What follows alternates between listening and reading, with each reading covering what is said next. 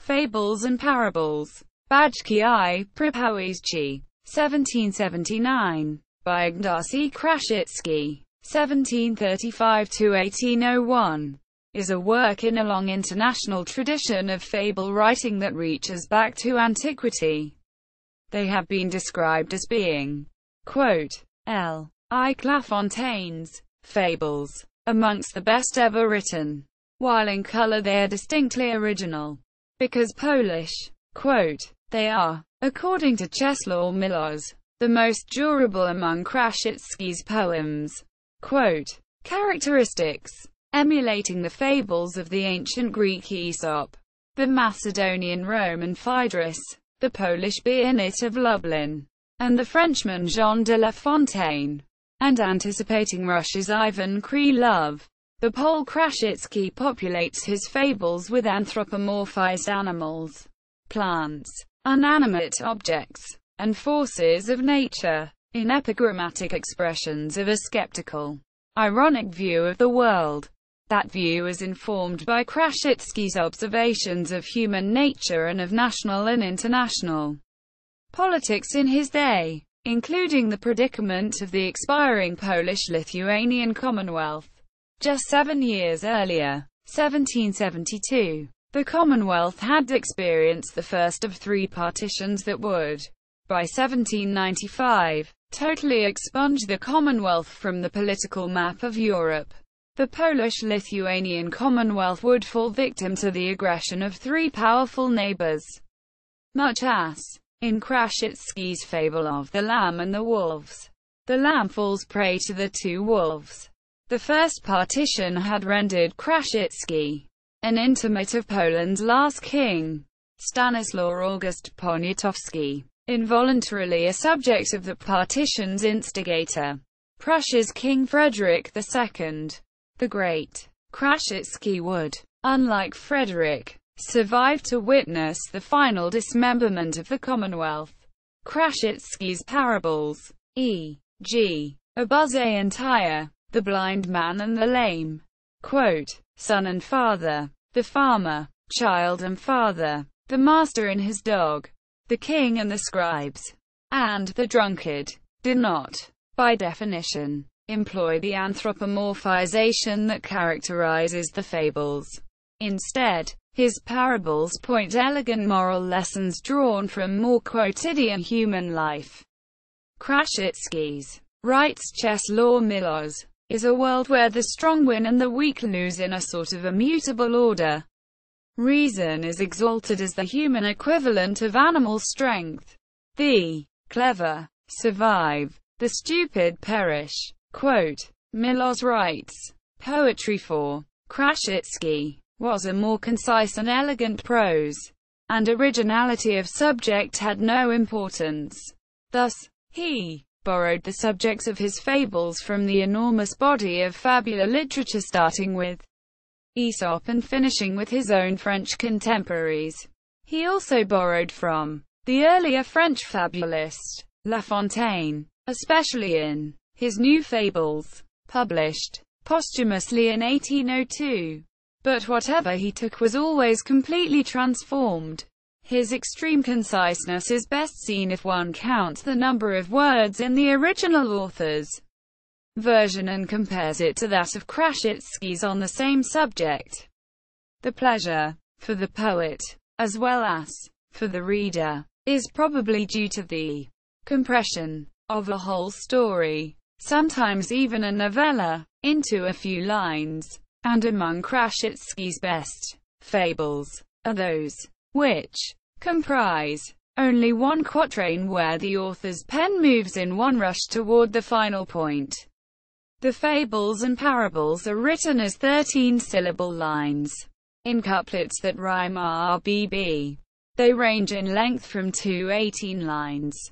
The introductory invocation to the children, however, while employing the same rhyme scheme, uses lines of 11 syllables. Curiously, the fables include 2 with the identical title, The Stream and the River, 2 with the identical title, The Lion and the Beasts, and 2 with the identical title, The Wolf and the Sheep. Quote, Critics generally prefer Krasicki's more concise Fables and Parables, 1779, sampled here, over his later new fables, published posthumously in 1802.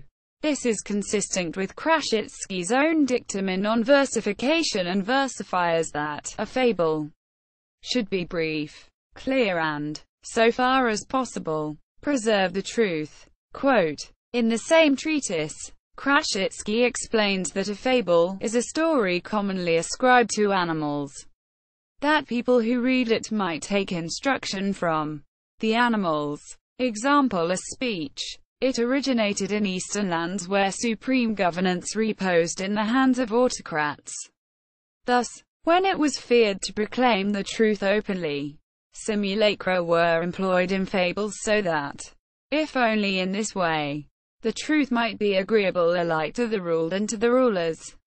Quote, samples. Below are 16 samples from Krasicki's Fables and Parables, 1779. In English translation by Christopher Kasparek. An additional 46 items may be found at Wikisource. The total of 62 items presented there constitute 52% of the 119 in Krasicki's original Fables and Parables. Abuze and Tyre. Congratulate me, father, said Tyre. I prosper. Tomorrow I am to become the Sultan's brother in law and hunt with him. Quoth father, all does alter, your lord's good graces, women's favor, autumn weather. Quote, he had guessed aright. The son's plans did not turn out well. The Sultan withheld his sister. All day the rain fell. The blind man and the lame. A blind man was carrying a lame man on his back, and everything was going well. Everything's on track. When the blind man decides to take it into his head that he needn't listen to all that the lame man said. This stick I have will guide the two of us safe, said he. And though warned by the lame man, he plowed into a tree. On they proceeded. The lame man now warned of a brook. The two survived, but their possessions a soaking took. At last the blind man ignored the warning of a drop, and that was to turn out their final and fatal stop. Which of the two travelers, you may ask, was to blame? Why, TWA's both the heedless blind man and the trusting lame. The eagle and the hawk. Eagle, not wishing to incommode himself with chase, decided to send hawk after sparrows in his place. Hawk brought him the sparrows. Eagle ate them with pleasure. At last, not quite sated with the dainties to measure, feeling his appetite growing keener and keener, Eagle ate fowl for breakfast, the fowler for dinner. Son and father. Every age has its bitter, every age has its grief. Son toiled o'er his book. Father was vexed beyond belief. The one had no rest, the other no freedom. Forsooth, father lamented his age, son lamented his youth. Birds in a cage. Why do you weep? Inquired the young siskin of the old. You're more comfortable in this cage than out in the cold.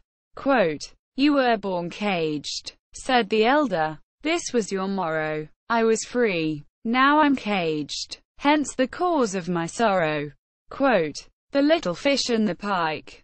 Espying a worm in the water, the little fish did greatly regret the worm could not become his dish. Up came a pike and made his preparations to dine. He swallowed both worm and hook, which he failed to divine. As the angler pulled ashore his magnificent prize, quoth the little fish, sometimes good to be undersize. Quote, the farmer, a farmer, bent on doubling the profits from his land, proceeded to set his soil a two-harvest demand. Too intent thus on profit, harm himself he must needs. Instead of corn, he now reaps corn, cockle and weeds. Two dogs. Why do I freeze out of doors while you sleep on a rug?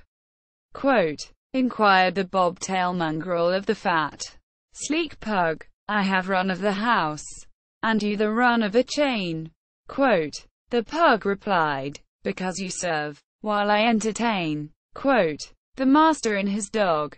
The dog barked all the night, keeping the burglar away. It got a beating for waking the master. Next day. That night it slept soundly and did the burglar no harm. He burgled. The dog got caned for not raising alarm. The humble lion. 'Tis bad at master's court to lie, bad the truth to tell. Lion, intent on showing all that he was humble, called for open reproaches. Said the fox, your great vice is that you're too kind, too gracious, excessively nice. Quote, the sheep, seeing lion pleased by fox's rebuke, said, you are a cruel, voracious tyrant. Quote, and she was dead. The lamb and the wolves. Aggression ever finds cause if sufficiently pressed. Two wolves on the prowl had trapped a lamb in the forest, and were about to pounce. Quoth the lamb, what right have you? Quote, you're toothsome, weak, in the wood. Quote, the wolves dined sans ado. Man and wolf. Man was traveling in wolf skin when wolf stopped his way. Know from my garb, said the man, what I am, what I may. Quote, the wolf first laughed out loud, then grimly said to the man, I know that you are weak, if you need another's skin. Quote, compassion. The sheep was praising the wolf for all his compassion. Hearing it, fox asked her, how is that? In what fashion? Quote, very much so, says the sheep, I owe him what I am. He smiled. He could have eaten me, but just ate my lamb. Quote, the neighborhood. Rice sprouted up on land that, until then, fallow lay, but to what avail when all about bramble held sway. The soil was good, though it had never been touched by plough. It would have brought forth grain, did the bramble this allow. Happy is the man who with equals shares his border. Bad be famine, war, bad air, but worse still, bad neighbor. Refractory oxen, pleasant the beginnings, but lamentable the end. In spring, the oxen to their plowing would not attend. They would not carry the grain to the barn in the fall. Came winter, bread ran out, the farmer ate them withal. The drunkard, having spent at the bottle many a night and day, the ailing drunkard threw his mugs and glasses away. He declared wine a tyrant, reviled beer, cursed out mead. Then, his health restored, it no longer abstinence heed. Translated from the Polish by Christopher Kasparek. See also, The Blind Man and the Lame. Fable. O sacred love of the beloved country. Parable. Poetry. Political fiction. Politics in fiction. The Wolf and the Lamb. Notes. Ignacy Krasicki. Bajki. Wybor. Fables. A selection. Selected and with introduction by Zdzisław Libera. Illustrated with drawings by Gustav Doré. Warsaw. Państwowy Instytut Wydawniczy. 1974. The volume comprises selections from Krasicki's Fables and Parables. 1779. And from his new Fables. Published posthumously in 1802. Ignacy Krasicki. Polish Fables. Bilingual edition. Translated by Gerard T. Karpolka. New York. Hippocrene Books. 1977. ISBN 0-7818-05481. Czesław Miłosz. The History of Polish Literature. 2nd ed. Berkeley. University of California Press. 1983. ISBN 0-520-04477-0. Julian Krzyżanowski. Historia Literatury Polskiej. Allegorism. Pre-Romanticism. A History of Polish Literature. Allegorism. Pre-Romanticism. Warsaw. Państwowy Instytut Wydawniczy. 1974. Jan Zygmunt Jakubowski. Ed. Literatura Polska od Średnia wieksa do Pozytywizmu. Polish Literature from the Middle Ages to Positivism. Warsaw. Państwowe Wydawnictwo Naukowe. 1979. ISBN 83-01-00201-8. Polish Forum. Catholic Online.